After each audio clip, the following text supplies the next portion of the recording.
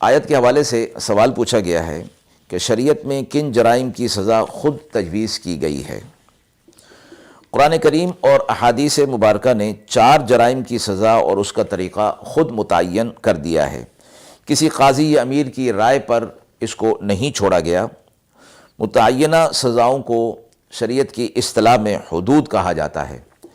ان کے علاوہ باقی جرائم کی سزا اس طرح کو متعین نہیں کیا گیا، بلکہ امیر یا قاضی مجرم کی حالت اور جرم کی حیثیت کو اور ماحول وغیرہ کے مجموعے پر نظر کر کے جس قدر سزا دینے کو بہتر سمجھے یا جرم کے انسداد کے لیے کافی سمجھے وہ سزا دے سکتا ہے۔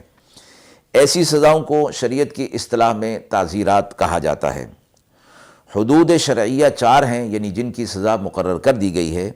چوری، نمبر 2 کسی پاک دامن عورت پر تہمت لگانا، نمبر 3 شراب پینا، اور نمبر 4 زنا کرنا۔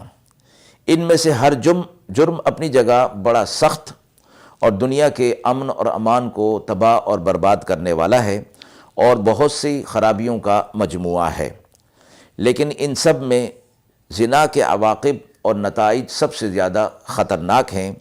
دنیا کے نظام انسانیت، نظام امن اور نظام عفت اور حیا کو جس قدر یہ جرم تباہ کرنے والا ہے، دنیا کا کوئی اور جرم ایسا نہیں ہے۔ وآخر دعوانا ان الحمد للہ رب العالمین۔